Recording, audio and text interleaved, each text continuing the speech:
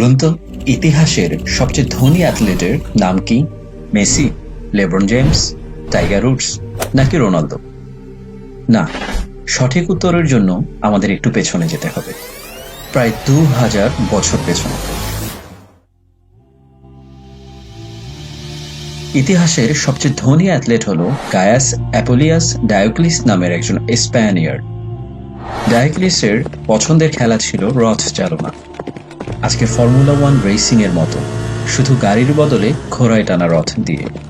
প্রাচীন রোমের এই সেলিব্রিটি সারথি 24 বছরের ক্যারিয়ারে আয় করেছিল প্রায় 3.5 কোটি রোমান সিস্টারসিস, আজকের বাজারে প্রায় $15 বিলিয়ন।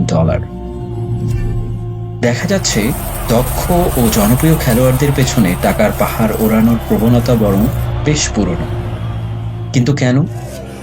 খেলোয়াড়ের পেছনে এত টাকা ওড়ানোর পেছনের কারণ কি? নিছক বিনোদন? সস্তা সাময়িক উত্তেজনার জন্য খরচটা একটু বেশি হয়ে গেল না?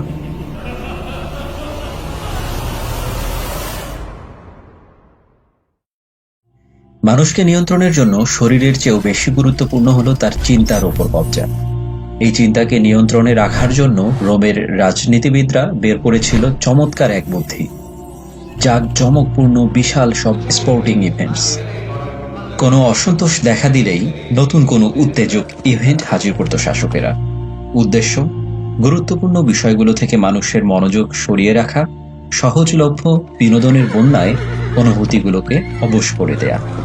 গ্ল্যাডিয়েটর টুর্নামেন্টস, চ্যারিয়ট রেসিং, ড্যামনেশিও অ্যাড পিস্টিসিয়াস, বিশ্বকাপ, La Liga, formula 1, T20, UFC, bread and সার্কাসেস।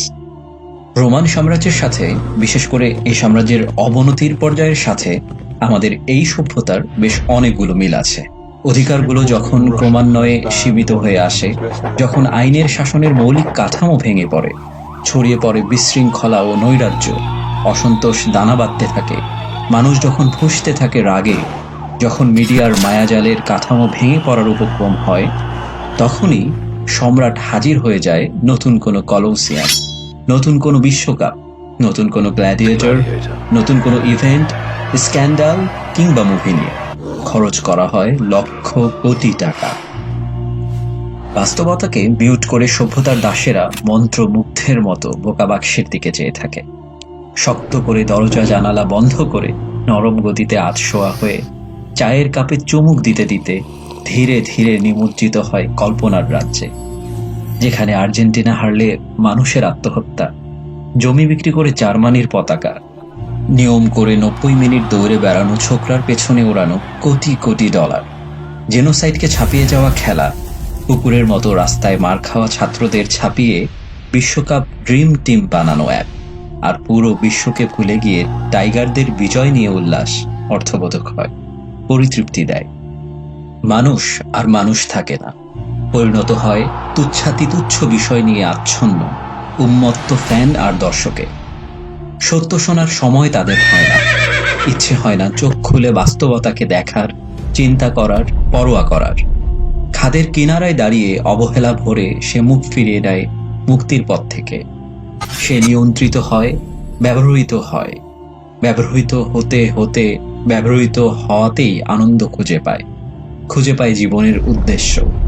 বিনোদন পরিণত হয় অস্তিত্বে, মানসিক দাসত্ব টিকিয়ে রাখার সাম্রাজ্যের নিপুণ হাতিয়ারে।